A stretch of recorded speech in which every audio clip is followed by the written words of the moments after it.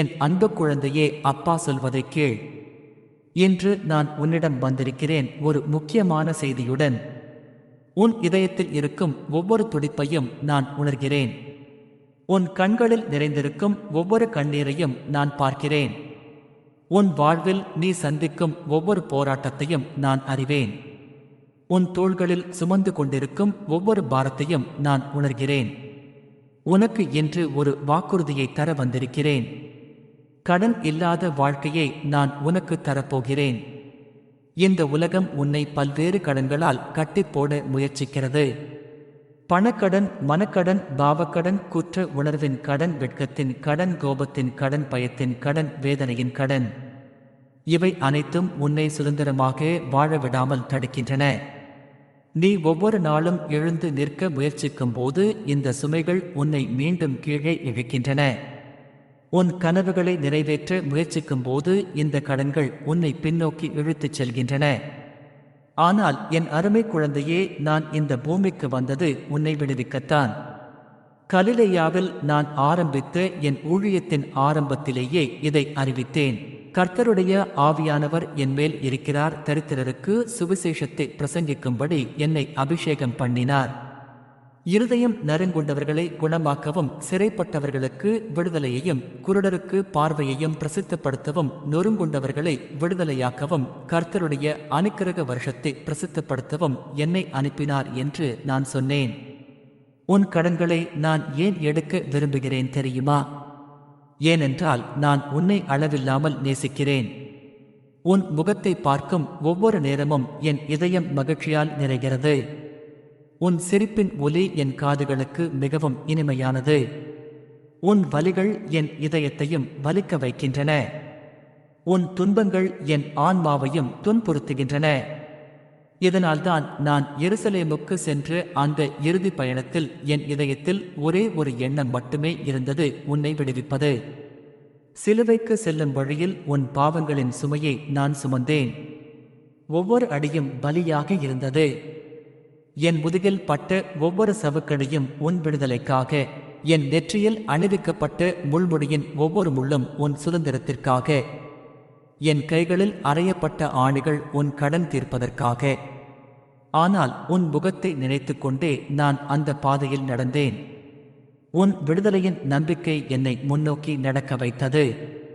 நான் ஒரு கதையை சொல்ல விரும்புகிறேன். ஒருமுறை எருசலேமின் தெருக்களில் நான் நடந்து கொண்டிருந்தேன். அப்போது மத்தேயு என்ற வரி வசூலிப்பவனை சந்தித்தேன். அவன் கடன் பட்டியல்களாலும் பணத்தாலும் சூழப்பட்டிருந்தான். அவரது வாழ்க்கை எண்களாலும் கணக்குகளாலும் நிறைந்திருந்தது. பணத்தை தவிர வேறு எதுவும் அவனுக்கு தெரியவில்லை. அவரது இதயம் கடினமாகி உணர்ச்சியற்று போய் இருந்தது. ஆனால் நான் அவனை பார்த்தேன். அவனது உண்மையான தன்மையை பார்த்தேன். அவனுக்குள் இருந்த அந்த சிறுவனை பார்த்தேன். கடவுளின் சாயலில் படைக்கப்பட்ட ஆன்மாவை பார்த்தேன். என்னை பின்பற்றி வா என்று நான் அவனிடம் சொன்னேன். அவ்வளவுதான். அவன் எல்லாவற்றையும் விட்டுவிட்டு என்னை பின்பற்றினான். கடன் பட்டியல்களை, பணப்பையை, தனது பழைய வாழ்க்கையை எல்லாவற்றையும் விட்டான். அன்று இரவு அவன் ஒரு விருந்து ஏற்பாடு செய்தான். அவரது நண்பர்கள் அனைவரையும் அழைத்தான். அவர்கள் அனைவரும் சமூகத்தால் புறக்கணிக்கப்பட்டவர்கள், கடனாளிகள், பாவிகள். இவர்தான் இயேசு என்று அவன் அவர்களிடம் கூறினான். இவர் நம் கடன்களை தீர்க்க வந்திருக்கிறார் என்றான். பரிசேயர்கள் முணுமுணுத்தனர். இவர் ஏன் பாவிகளுடன் சாப்பிடுகிறார் என்று கேட்டனர். நான் அவர்களிடம் கூறினேன், நோயாளிகளுக்குத்தான் வைத்தியம் தேவை, சுகமானவர்களுக்கு அல்ல.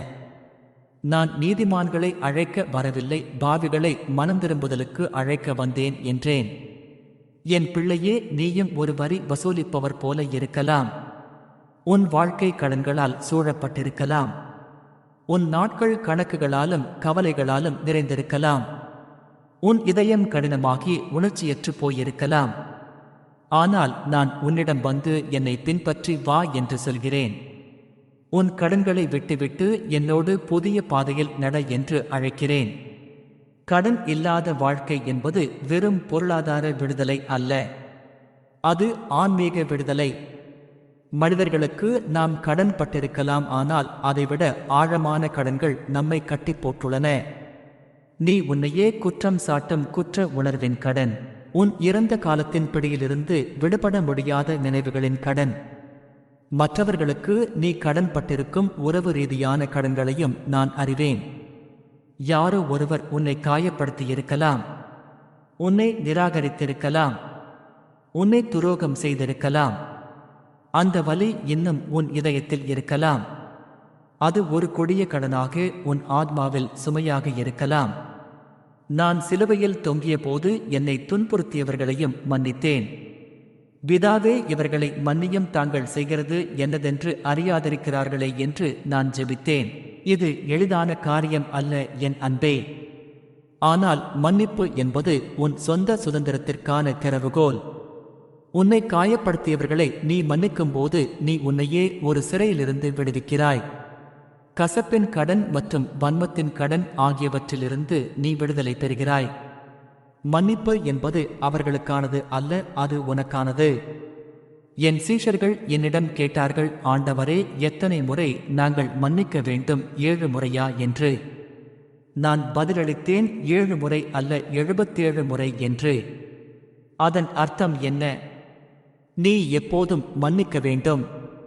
உன் இதயத்தில் இருக்கும் ஒவ்வொரு கசப்பையும் விட்டுவிட வேண்டும். சிலர் உன்னிடம் மன்னிப்பு கேட்காமலேயே போகலாம். ஆனால் நீ அவர்களை மன்னித்து அந்த சுமையை உன் தோள்களிலிருந்து இறக்கி வை. ஒரு தந்தையின் கதை எனக்கு நினைவுக்கு வருகிறது. தன் மகனுக்காக காத்திருந்த தந்தை. அந்த இளைய மகன் தன் பங்குச் சொத்தை கேட்டு பெற்று தூர தேசத்திற்கு சென்று அனைத்தையும் வீணடித்தான். பின்னர் அவன் பன்றிகளுக்கு உணவளிக்கும் அளவுக்கு தாழ்ந்து போனான். அவன் தந்தையின் வீட்டில் வேலைக்காரர்கள் கூட தன்னை விட நன்றாக இருப்பதை உணர்ந்தான். எனவே அவன் திரும்பிச் செல்ல முடிவு செய்தான். தந்தையே, நான் உமக்கும் பரலோகத்திற்கும் விரோதமாக பாவம் செய்தேன். இனி நான் உம்முடைய குமாரன் என்று அழைக்கப்படுவதற்கு தகுதியற்றவன். என்னை உம்முடைய வேலைக்காரர்களில் ஒருவனாக வைத்துக் கொள்ளும் என்று சொல்ல திட்டமிட்டிருந்தான். ஆனால் அவன் இன்னும் தூரத்தில் இருக்கும்போதே அவரது தந்தை அவனை பார்த்தார். அவருக்கு மனம் இறங்கி ஓடிப்போய் அவனை கட்டிக்கொண்டு முத்தமிட்டார். மகன் தன் பேச்சை தொடங்கினான். தந்தையே, நான் பாவம் செய்தேன். நான் உம்முடைய குமாரன் என்று அழைக்கப்படுவதற்கு தகுதியற்றவன் என்றான். ஆனால் தந்தை தன் வேலைக்காரர்களை அழைத்து, சீக்கிரமாய் உயர்ந்த வஸ்திரத்தை கொண்டு வந்து இவனுக்கு உடுத்துங்கள். இவன் கைக்கு மோதிரத்தையும் கால்களுக்கு பாதரட்சைகளையும் அணிவியுங்கள். கொழுத்த கன்றுக்குட்டியை கொண்டு வந்து அணியுங்கள். நாம் சாப்பிட்டு சந்தோஷப்படுவோம், ஏனெனில் இறந்து போன என் மகன் உயிரடைந்தான், காணாமல் போன என் மகன் திரும்ப கிடைத்தான் என்றார். என் பிள்ளையே, நீ அந்த மகனைப் போல இருக்கலாம். உன் வாழ்வில் நீ என்னை விட்டு போயிருக்கலாம். என்னை மறந்து உன் வழியில் சென்றிருக்கலாம். உன் பாவங்களையும் தவறுகளையும் நினைத்து நீ வெட்கப்படலாம். ஆனால் நீ இன்னும் தூரத்தில் இருக்கும்போதே நான் உனக்காக காத்திருக்கிறேன். உன்னை பார்த்ததும் நான் ஓடி வருவேன். உன்னை கட்டிக்கொண்டு முத்தமிடுவேன். நான் உன் முந்தைய தவறுகளைப் பற்றி பேச மாட்டேன். உன் கடந்த காலத்தை கணக்குகளை நினைவுபடுத்த மாட்டேன். மாறாக நான் உன்னை மீண்டும் என் குடும்பத்தில் வரவேற்பேன். ஏனென்றால் நீ என் மகன், மகள். எனவே என் அன்பு குழந்தையே, உன் பாவங்களின் சுமையை, உன் குற்ற உணர்வின் சுமையை, உன் கடந்த கால பிழைகளின் சுமையை என்னிடம் கொண்டு வா. நான் அவற்றை எடுத்து உன்னை விடுவிப்பேன். நான் உனக்கு கடன் இல்லாத வாழ்க்கையை கொடுப்பேன். கடன் இல்லாத சுதந்திரத்தை கொடுப்பேன். நான் எவ்வாறு இந்த கடன் இல்லாத வாழ்க்கையை உனக்கு அளிக்கிறேன் என் பிள்ளையே? முதலாவது, என்னை உன் இரட்சகராக ஏற்றுக்கொள். நான் உனக்காகச் செய்த தியாகத்தை ஏற்றுக்கொள். இது ஒரு இலவச பரிசு. நீ சம்பாதிக்க முடியாதது, ஆனால் விசுவாசத்தின் மூலம் ஏற்றுக்கொள்ள வேண்டியது. என்னை நம்பு. நான் உன் பாவங்களுக்காக மரித்து உயிர்த்தெழுந்தேன் என்பதை நம்பு. இந்த விசுவாசம் உன் கடன்களை அழைத்து உன்னை விடுவிக்கும். இரண்டாவதாக, விடுதலையாக்கும் சத்தியத்தை கற்றுக்கொள். சத்தியத்தை அறிவீர்கள், சத்தியம் உங்களை விடுதலையாக்கும் என்று நான் கூறினேன். எனது வார்த்தைகளை வாசி, அவற்றை கற்றுக்கொள். உன் இதயத்தில் அவற்றை பொக்கிஷமாக பாதுகாத்துக்கொள். என் சத்தியத்தால் உன் மனதை புதுப்பி. உலகம் உன்னிடம் நீ இன்னும் கடன்பட்டுள்ளாய் என்று கூறும்போது என் சத்தியம் நீ விடுவிக்கப்பட்டாய் என்று கூறும். மூன்றாவதாக மன்னிப்பின் சுழற்சியை துவக்கு. நான் உன்னை மன்னித்தது போல நீயும் மற்றவர்களை மன்னி. மன்னிப்புச் சுழற்சி உன்னிடமிருந்து துவங்கட்டும். மற்றவர்கள் உன்னை காயப்படுத்தியிருக்கலாம், உன்னை துரோகம் செய்திருக்கலாம், உன்னை புண்படுத்தியிருக்கலாம். ஆனால் அவர்களை மன்னிப்பதன் மூலம் நீ உன் சொந்த சிறைக்கதவுகளை திறக்கிறாய். மன்னிப்பு உன் சொந்த நலனுக்காக. அது உன்னை விடுவிக்கும் ஒரு செயல். என் அன்பு குழந்தையே, ஒரு நாள் ஒரு பெண் என்னிடம் வந்தாள். அவள் விபச்சாரத்தில் பிடிபட்டிருந்தாள். சட்டப்படி அவளுக்கு கல்லெறிந்து கொல்லப்படுவதே தண்டனை. ஆனால் நான் தரையில் குனிந்து எழுதினேன், உங்களில் பாவமில்லாதவன் முதலில் இவள் மேல் கல்லெறியட்டும் என்று கூறினேன். ஒவ்வொருவராக அவர்கள் வெளியேறினர். பின்னர் நான் அவளிடம், உன்னை குற்றப்படுத்துபவர்கள் எங்கே, யாரும் உன்னை தண்டிக்கவில்லையா என்று கேட்டேன். அவள், இல்லை ஆண்டவரே என்றாள். நான் அவளிடம், நானும் உன்னை தண்டிக்க மாட்டேன், போ, இனி பாவம் செய்யாதே என்றேன். அந்த பெண்ணைப் போல நீயும் கண்டனம் செய்யப்படுவதற்கும் தண்டிக்கப்படுவதற்கும் தகுதியாக உணரலாம். ஆனால் நான் உன்னிடம், நானும் உன்னை தண்டிக்க மாட்டேன் என்று கூறுகிறேன். உன் கடன் தீர்க்கப்பட்டுவிட்டது. ஆனால் இனி பாவம் செய்யாதே என்றும் நான் சொல்கிறேன். உன் விடுதலையை ஒரு புதிய வாழ்க்கைக்கான வாய்ப்பாக பயன்படுத்து. கடன் இல்லாத வாழ்க்கை என்பது வெறும் பாவத்திலிருந்து விடுதலை அல்ல. அது தெய்வீக நோக்கத்துடன் வாழும் சுதந்திரம். நீ ஏன் இந்த பூமியில் இருக்கிறாய் என்று நினைக்கிறாய்?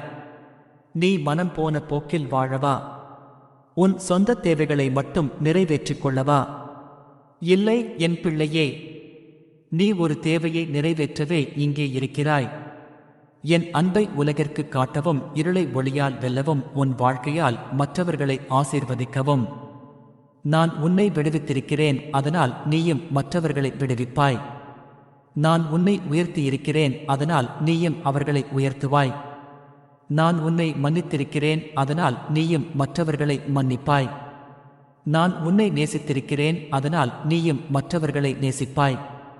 எனது வார்த்தைகளில் நான் சொன்னதை நினைவில் கொள். நான் வந்தது அவர்களுக்கு ஜீவன் உண்டாகவும் அது பரிபூரணப்படவும் தான். நான் உனக்கு வெறும் மன்னிப்பு மட்டுமல்ல, வெறும் இரட்சிப்பு மட்டுமல்ல, வெறும் பரலோகத்தின் நம்பிக்கை மட்டுமல்ல கொடுக்கவில்லை. நான் உனக்கு பரிபூரண ஜீவனை கொடுக்கிறேன். இப்போதே இங்கேயே இந்த பூமியில் ஒரு வாழ்க்கை அர்த்தத்தாலும் நோக்கத்தாலும் அன்பாலும் சந்தோஷத்தாலும் நிரம்பியுள்ளது. என் அன்பு குழந்தையே, உன் வாழ்க்கையின் அழகை பார். நீ ஒரு பார்வையாளர் அல்ல, நீ ஒரு பங்கேற்பாளர். நீ வெறும் நிழல் அல்ல, நீ ஒரு வெளிச்சம். நீ என் ஜீவனுள்ள ஜீவன். இந்த உலகில் என் கைகளும் என் கால்களும். உன் மூலமாக நான் மற்றவர்களை ஆசீர்வதிக்கிறேன். உன் மூலமாக நான் இந்த உலகை குணப்படுத்துகிறேன். வேதம் சொல்வதைப் போல நாம் அவருடைய செயற்பாடாக சிருஷ்டிக்கப்பட்டு கிறிஸ்து இயேசுவுக்குள் நற்கிரியைகளை செய்வதற்காக சிருஷ்டிக்கப்பட்டிருக்கிறோம். நீ எதற்காக சிருஷ்டிக்கப்பட்டிருக்கிறாய் என்பதை உணர்ந்து கொள்வதே உண்மையான விடுதலை. நீ என் அன்பை பெறுவதற்காக மட்டுமல்ல, அந்த அன்பை பிரதிபலிப்பதற்காகவும் சிருஷ்டிக்கப்பட்டாய். அந்த கல்லறையில் என் உடலை அடக்கம் செய்தபோது என் சீஷர்கள் எல்லாம் முடிந்துவிட்டது என்று நினைத்தனர். அவர்களின் நம்பிக்கை இறந்தது. அவர்களின் கனவுகள் சிதைந்தன. ஆனால் 3ஆம் நாள் கல்லறை திறந்தது. நான் உயிர்த்தெழுந்தேன். மரணம் என்னை வென்றுவிட முடியவில்லை. கல்லறை என்னை தடுத்து வைக்க முடியவில்லை. கல்லறையிலிருந்து வெளியே வந்து நான் உயிரோடு இருக்கிறேன், நீங்களும் உயிரோடு இருப்பீர்கள் என்று அறிவித்தேன். இதுதான் உன் நம்பிக்கை என் பிள்ளையே. உன் கடன்களின் சுமை உன்னை அழுத்தி உன்னை நசுக்குகிறது. ஆனால் அந்த சுமையால் உன்னை அழைக்க முடியாது. நான் அந்த சுமையை சுமந்து அதன் வல்லமையை உடைத்துவிட்டேன். நான் உயிர்த்தெழுந்ததைப் போல நீயும் கடன் இல்லாத வாழ்க்கைக்கு உயிர்த்தெழுவாய். சீஷர்கள் அனைவரும் கூடி வந்திருந்த போது நான் திடீரென்று அவர்கள் மத்தியில் தோன்றி, உங்களுக்கு சமாதானம் உண்டாகட்டும் என்று கூறினேன். அவர்கள் ஒரு ஆவியை பார்ப்பதாக நினைத்தனர். ஆனால் நான் அவர்களிடம் என் கைகளையும் என் கால்களையும் பாருங்கள், நானே, இது என்னை தொட்டு பாருங்கள் என்றேன். என் உயிர்த்தெழுதல் ஒரு உவமையோ ஒரு கதையோ அல்ல. அது ஒரு உண்மையான நிகழ்வு, வரலாற்றில் நடந்த ஒரு நிகழ்வு. அதேபோல நான் உனக்கு அளிக்கும் விடுதலையும் உண்மையானது. அது வெறும் உணர்ச்சி அல்ல, வெறும் மனநிலை அல்ல. அது உண்மையான விடுதலை, உண்மையான சுதந்திரம், உண்மையான கடன் நீக்கம். உனக்காக நான் விலை கொடுத்து வாங்கிய சுதந்திரம். அந்த இரவு எம்மாவுக்கு செல்லும் வழியில் 2 சீஷர்களுடன் நான் நடந்தேன். அவர்களுக்கு என்னை அடையாளம் தெரியவில்லை. வழியில் நான் அவர்களுக்கு வேத வாக்கியங்களை விளக்கினேன். மோசே முதல் எல்லா தீர்க்கதரிசிகள் வரை என்னை பற்றி எழுதியதை விளக்கினேன். அவர்கள் வீட்டை அடைந்தபோது நான் அவர்களுடன் தங்கினேன். நாங்கள் உணவருந்திய போது நான் ரொட்டியை எடுத்து ஆசீர்வதித்து பிட்டு அவர்களுக்கு கொடுத்தேன். அப்போது அவர்களின் கண்கள் திறக்கப்பட்டன. அவர்கள் என்னை அடையாளம் கண்டனர். உடனே நான் அவர்கள் பார்வையிலிருந்து மறைந்தேன். அவர்கள் ஒருவருக்கொருவர் சொன்னார்கள், அவர் வழியில் நம்முடன் பேசி வேத வாக்கியங்களை நமக்கு விளக்கிக் கொண்டிருந்த போது நம் இதயங்கள் நமக்குள்ளே கொழுந்துவிட்டு எரியவில்லையா என்று. என் அன்பு குழந்தையே, நானும் உன்னுடன் நடக்கிறேன். என் வார்த்தைகளை நான் உனக்கு விளக்குகிறேன். உன் இதயம் உனக்குள் கொழுந்துவிட்டு எரிகிறதா? என்னை அடையாளம் காண்கிறாயா? நான் உன்னை குருடனாக விடமாட்டேன், காதடைத்தவனாக விடமாட்டேன். என் சத்தியத்தை உனக்கு வெளிப்படுத்துவேன்.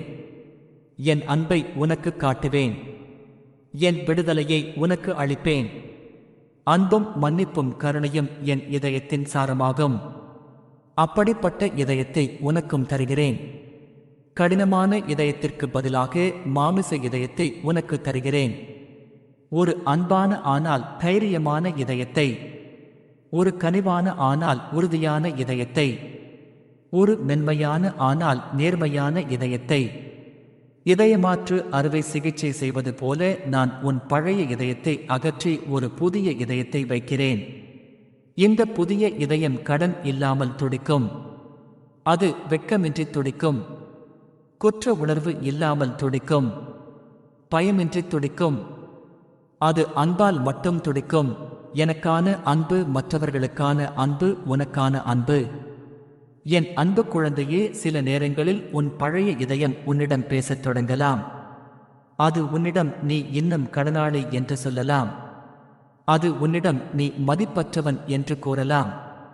அது உன்னிடம் நீ இன்னும் அந்த பழைய பாவி என்று நினைவூட்டலாம். அந்த குரல்கள் என்னுடையவை அல்ல. அவை என் எதிரியின் குரல்கள்.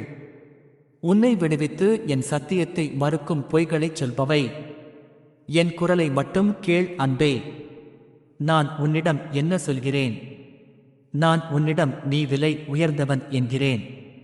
நான் உன்னிடம் நீ மதிப்புக்குரியவன் என்கிறேன். நான் உன்னிடம் நீ விடுவிக்கப்பட்டிருக்கிறாய் என்கிறேன். நான் உன்னிடம் நீ அன்புக்குரியவன் என்கிறேன்.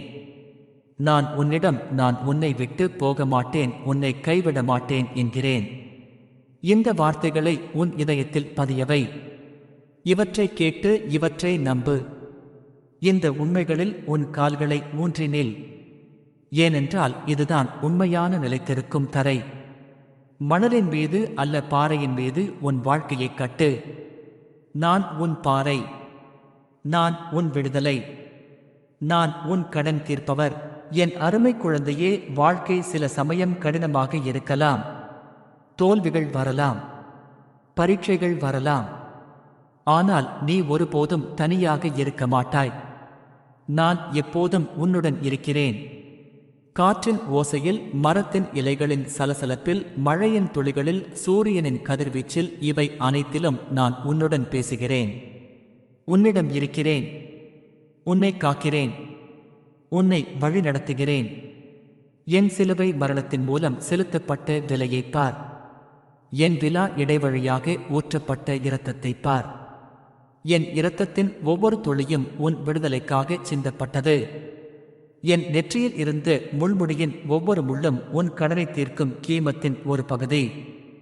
என் கரங்களில் இருந்த ஆணிகள் உன்னை விடுவிப்பதற்கான கையொப்பம். இது வெறும் கதை அல்ல என் அன்பே. இது என் அன்பின் வரலாறு. உனக்கான என் அன்பின் வரலாறு. இதை என்றும் மறக்காதே. இந்த அன்பில் வாழ். இந்த கிருபையில் நட. இந்த விடுதலையில் சுவாசி. கடன் இல்லாத வாழ்க்கை உன்னுடையது என் பிள்ளையே. அதை ஏற்றுக்கொள். அதில் நட. அதை பகிர்ந்து கொள். உன் வாழ்க்கையின் ஒவ்வொரு நிமிடமும் இந்த விடுதலையின் வெளிப்பாடாக இருக்கட்டும். உன் ஒவ்வொரு சுவாசமும் என் அன்பின் சாட்சியாக இருக்கட்டும். உன் ஒவ்வொரு அடியும் சுதந்திரத்தின் நடனமாக இருக்கட்டும். நீ காலையில் எழும்போது என் அன்பின் புதுமையை உணர். நீ இரவில் உறங்கும்போது என் சமாதானத்தில் அமைதி கொள். உன் வேலையில், உன் உறவுகளில், உன் கனவுகளில், உன் போராட்டங்களில், எல்லா இடங்களிலும் இந்த விடுதலையை எடுத்துச் செல். நீ ஒரு விடுதலையுள்ள மனிதன். நீ ஒரு சுதந்திர ஆன்மா. நீ கடன் இல்லாத வாழ்க்கையின் வாரிசு. மற்றவர்கள் உன்னில் இந்த மாற்றத்தை பார்க்கட்டும். உன் முகத்தில் சமாதானத்தை பார்க்கட்டும். உன் கண்களில் நம்பிக்கையை பார்க்கட்டும். உன் வார்த்தைகளில் அன்பை கேட்கட்டும். உன் செயல்களில் கிருபையை அனுபவிக்கட்டும். நீ அவர்களுக்கு ஒரு உதாரணமாக இரு. விடுதலை சாத்தியம் என்பதற்கு ஒரு ஜீவ சாட்சியாக இரு. உன் கடந்த காலம் உன்னை வரையறுக்காது. உன் தவறுகள் உன்னை கட்டுப்படுத்தாது. உன் பயங்கள் உன்னை நிர்வகிக்காது. உன் சந்தேகங்கள் உன்னை வழிநடத்தாது. என் அன்பு மட்டுமே உன் வழிகாட்டி. என் சத்தியம் மட்டுமே உன் திசை காட்டி. என் ஆவி மட்டுமே உன் சக்தி. நீ சிறியவனாக உணர்ந்தாலும் என்னில் நீ பெரியவன். நீ பலவீனமாக உணர்ந்தாலும் என்னில் நீ பலசாலி. நீ தனியாக உணர்ந்தாலும் என்னில் நீ ஒருபோதும் தனித்திருக்கவில்லை. நீ தோல்வியடைந்ததாக உணர்ந்தாலும் என்னில் நீ வெற்றியாளன். இந்த உண்மைகளை உன் இதயத்தில் ஆழமாக பதித்துக்கொள். உன் மனதில் இவற்றை மீண்டும் மீண்டும் சொல்லிக்கொள். உன் ஆன்மாவில் இவற்றை வேரூன்றவிடு. இவை உன் வாழ்க்கையின் அடித்தளமாக இருக்கட்டும். என் அன்பு குழந்தையே, நான் உனக்கு ஒரு வாக்குறுதி கொடுக்கிறேன். நீ என்னை நம்பும் வரை, நீ என் வார்த்தைகளில் வாழும் வரை, நீ என் அன்பில் தங்கியிருக்கும் வரை நீ கடன் இல்லாத வாழ்க்கையை அனுபவிப்பாய். இது என் வாக்குறுதி உனக்கு. இதை நான் உன் இதயத்தில் முத்திரையிடுகிறேன். எனவே எழுந்திரு என் பிள்ளையே. உன் கடன்களை விட்டுவிட்டு எழுந்திரு. உன் பயங்களை அசைத்து போட்டுவிட்டு எழுந்திரு. உன் கடந்த காலத்தின் சங்கிலிகளை உடைத்தெறிந்துவிட்டு எழுந்திரு. நீ விடுதலை உள்ளவன். நீ சுதந்திரமானவன். நீ கடன் இல்லாத வாழ்க்கையின் உரிமையாளன். இன்று ஒரு புதிய வாழ்க்கை உனக்காக காத்திருக்கிறது. இன்று ஒரு புதிய ஆரம்பம் உன் முன்னால் திறக்கப்படுகிறது. இன்று உன் விடுதலையின் நாள். இன்று உன் சுதந்திரத்தின் நாள். இன்று கடன் இல்லாத வாழ்க்கையின் முதல் நாள். என் அன்பை ஏற்றுக்கொள். என் மன்னிப்பை ஏற்றுக்கொள்.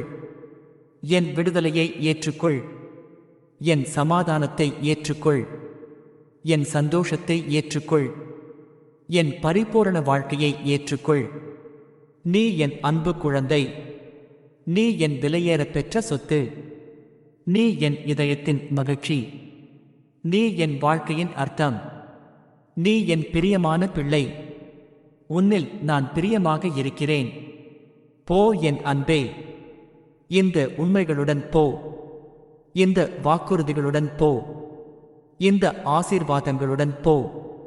கடன் இல்லாத வாழ்க்கை உன்னுடையது. அதை அனுபவி. அதை வாழ். அதை கொண்டாடு. அதை பகிர்.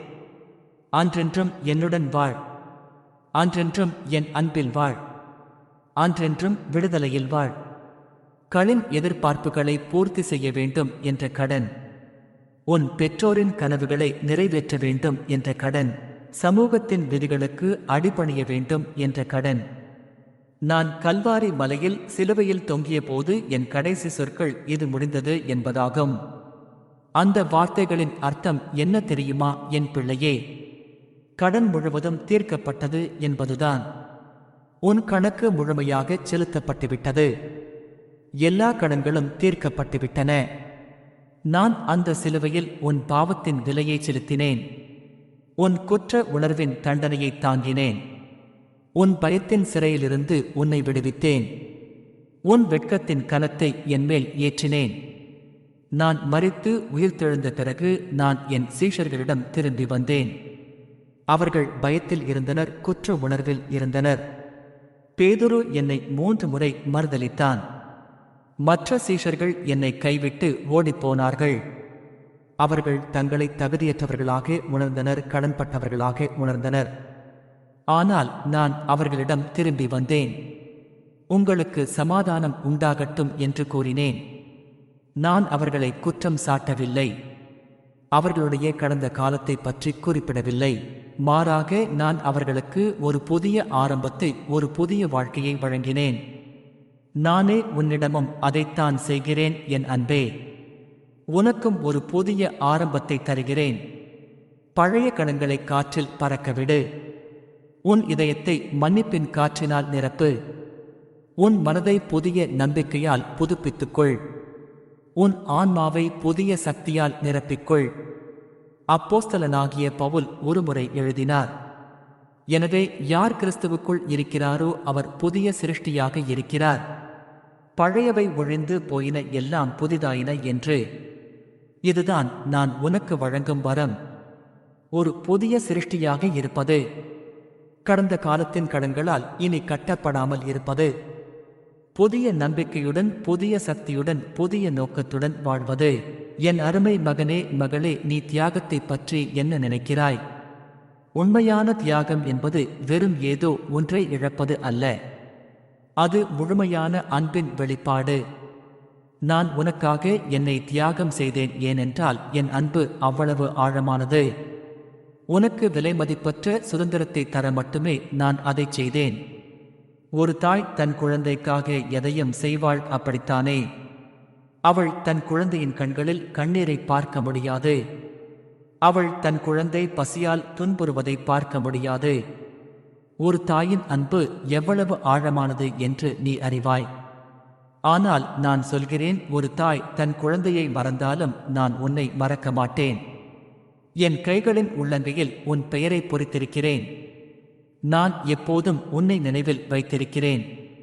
நினைவிருக்கிறதா? நான் அந்த வீட்டில் விருந்துக்கு அழைக்கப்பட்ட போது ஒரு பெண் தன் கண்ணீரால் என் கால்களை கழுவி தன் கூந்தலால் துடைத்தாள். அவள் ஒரு பாவி என்று மக்கள் அவளை அழைத்தனர். ஆனால் நான் அவளது அன்பையும் தியாகத்தையும் பார்த்தேன்.